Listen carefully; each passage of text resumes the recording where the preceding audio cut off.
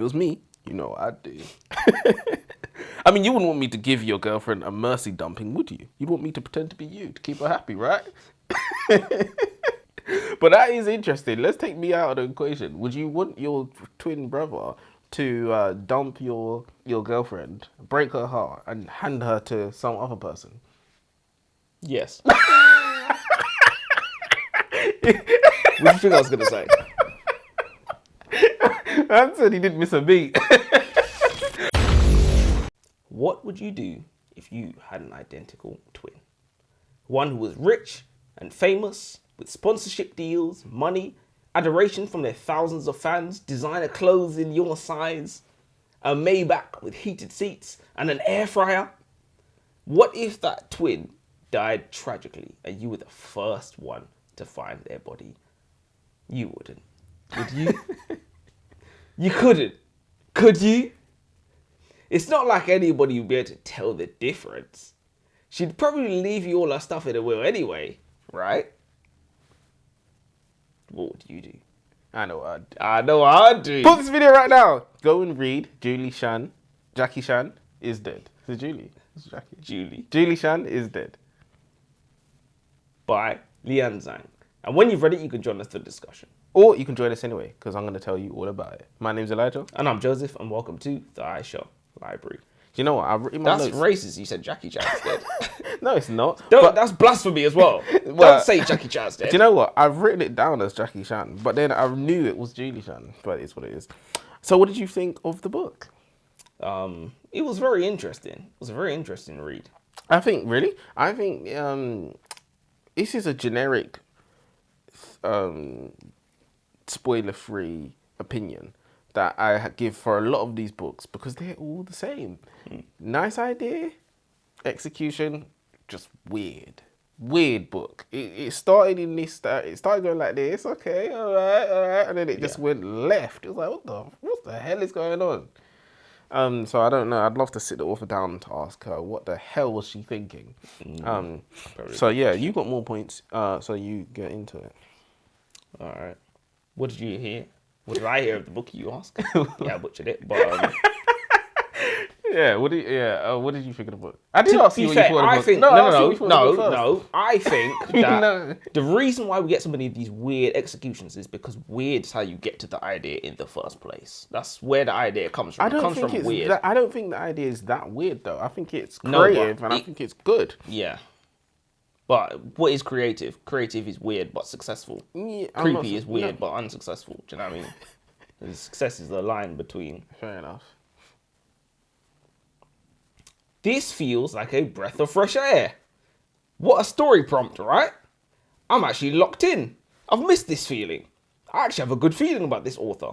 Liann Zhang is of Chinese-Canadian background, so having a protagonist, the surname Chan, is on brand. She's a university graduate with a degree in criminology and psychology, so she's smart. And this is her debutante novel, so she's an undiscovered gem bursting onto the scene. I have huge expectations for her. And if you fuck it up... Never eating Chinese food again. You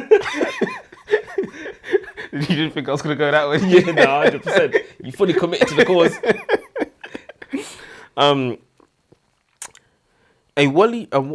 A worried Julie Chan goes to check on her twin sister. She's not answering her phone, and she's not answering her door when she arrives outside her apartment either. The unaware concierge mistakes Julie for her twin, Chloe, and just lets Julie in. Perfect. Julie finds Chloe's dead body. She's been dead for days. I think the book started well, a very entertaining read so far. I especially like that she never planned to steal her rich twin's identity. It was all one big mistake. When the police turned up, they motioned to Julie's bag and said, "This is hers, right?"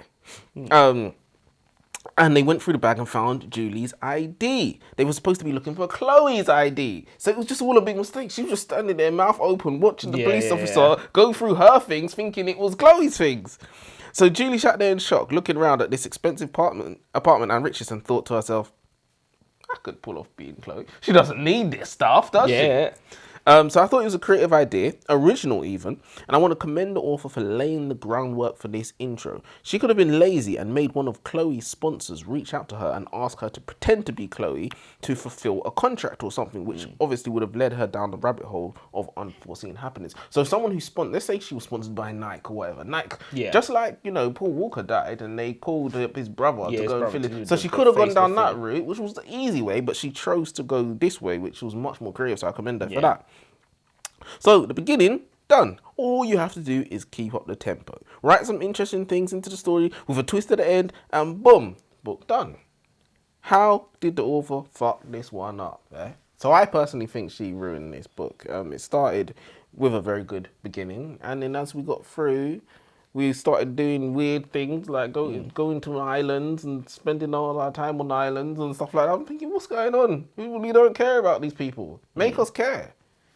So, you know, I just think the direction that the author went in was just very strange. That's an interesting point. The premise of this story makes for interesting moral debates, if you enjoy that sort of thing. In Liann Zhang's world, Julie Chan and Chloe Van Housen are twin sisters, separated at birth. Julie was taken in by a cranky aunt, while a rich white couple from New York adopted Chloe. That is the worst luck I've genuinely ever heard. We're talking about a flip of a coin. Like, it's a flip of a coin. It's 50-50. It's literally 50-50. You missed out on millions.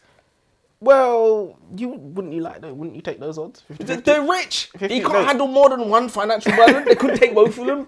Couldn't raise them together. They're sisters.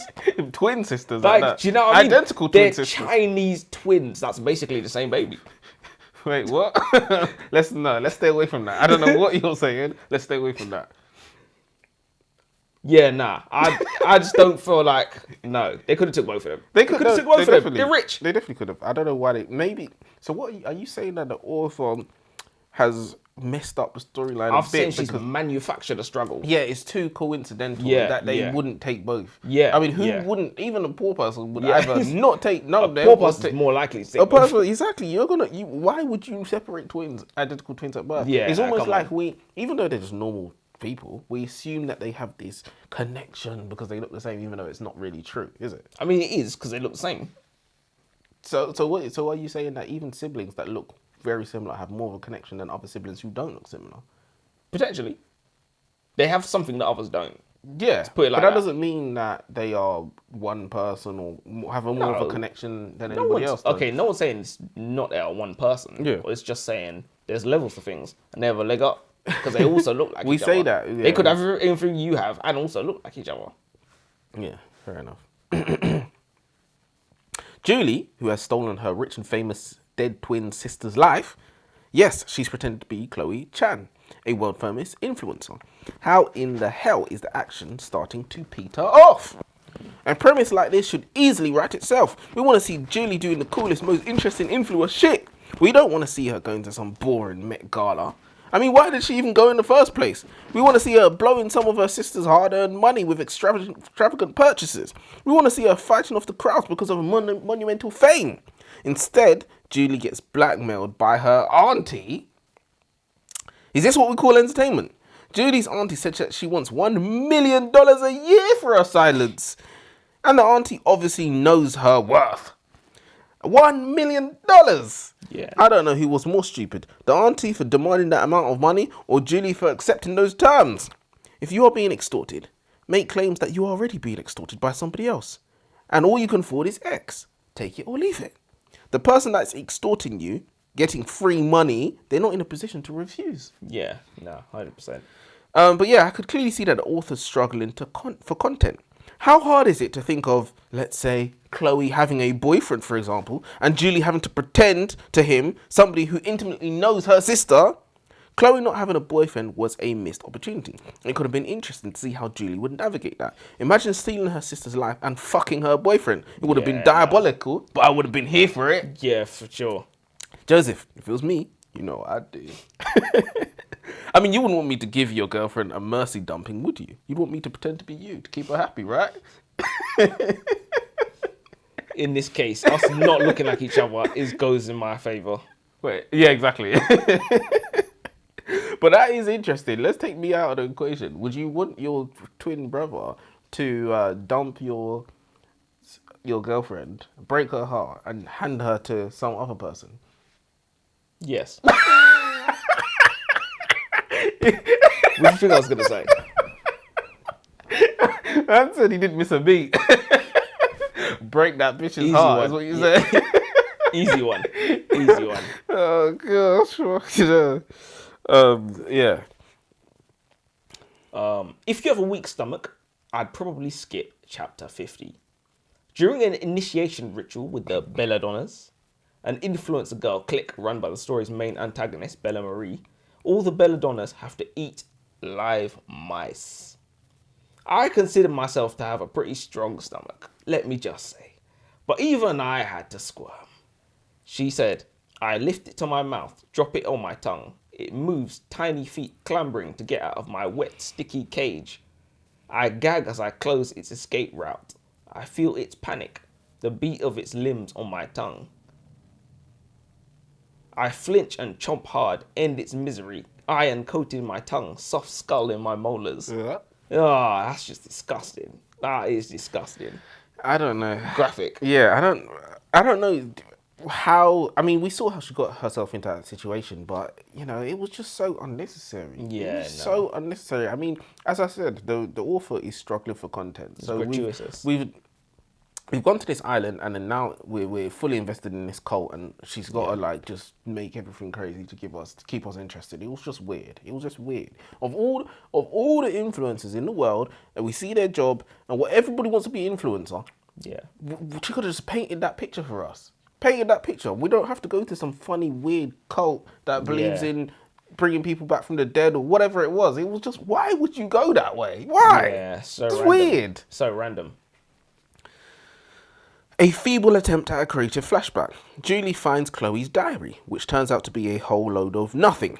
The dead girl's diary has been used and abused. It's not new. This book is officially boring. I don't know what I was expecting. Private investigators, men with guns, maybe at least some, Chloe, you're acting very strange today, from her immediate family at least. Yeah. What the author has opted for is a holiday on a private island with a group of other influencers where they are encouraged to switch off their devices and bond with each other. They do trust exercises such as taking drugs and eating live baby mice. Yes, you heard that right. And Julie actually does it. The book literally goes left. After Julie realizes that she's in a cult, even though she's complicit in all the activity, she decides that the best course of action is to ruthlessly murder 7 people by burning them alive and locking the doors in the house. This book has gone from 0 to 1,000. Yeah, more than 1,000. Oh yeah, of course, we get the happy ending where she gets off on all the charges and gets to go home scot-free, of course. I had high hopes for this book, and I was disappointed. An imposter story should explore the tension and consequences of pretending to be somebody you're not, but she barely faced that issue. Instead, what felt like the majority of the book was consumed by cult-related activities, completely overshadowing the premise. It wasn't even about an imposter story anymore, it was just about... They even found out it was Julie, and they started calling her Julie. Yeah, it's not even an imposter story no more. That's what we thought we had. When had. ate the mice, it was literally like, yeah, we know you're Julie. So I don't know what the hell was going on with that. Is that you done? No, I've got one more. Go on.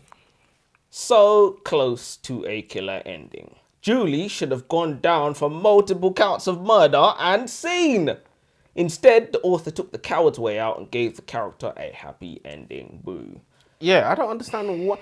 I don't care if you were in a cult. They were not threatening your life. You have no reason... You had no reason to kill seven people for one. And for two, you have no right to get off that either. She burnt them down while they were sleeping and locked the door. Yeah, no, she didn't burn the house down to create some form of smoke signal to get rescued. She locked the door. Firstly, she cut one of their head off. The main girl, Ella Marie, cut her head off. And then lit them on fire.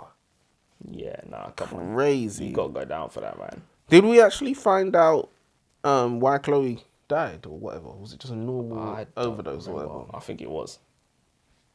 Hey, this was a missed opportunity. It's a waste of time. Well, in my opinion. Would you recommend the book?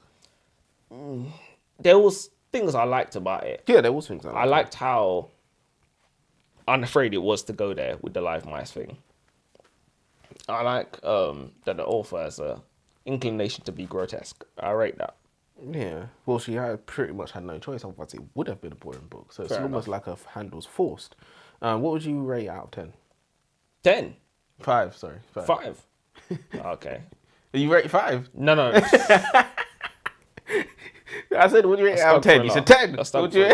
Stuck for a laugh. I would give it. Listen, realistically, you can't really give it more than that 2.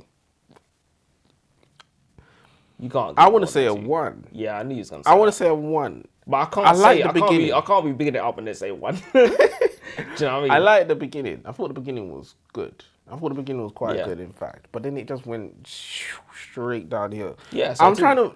If I rate it for what it is, not what it should have been, maybe I could give it a 2. Because I really dislike the fact that it turned into a cult thing on an island. But if we rate it for what it is, how did it do in that situation? It wasn't terrible. But I'm just reading this thinking, what the hell is going on? But yeah, 1. I would not Harsh. recommend this book Harsh. at all whatsoever. And it should have been a breath of fresh air because it's something different, you know. It's something different. It's not the romance. Yeah, no, it's not 100%. it's I not mean, the- that's why I kind of bumped it up to a 2 for that. Just on that, to be fair. 1. Tough Should we end crowd. the quote of the day? Oh, I don't have a quote today. All right, I'll go 1. I'll go 1. I need to find out one anyway. Quote of the day: "To live is the rarest thing in the world." Don't need That's pretty explanation. good. Yeah, Nah, it's all that's right. pretty And I good. know That's you pretty like it when it's small. Yeah. Till next time. Till next time.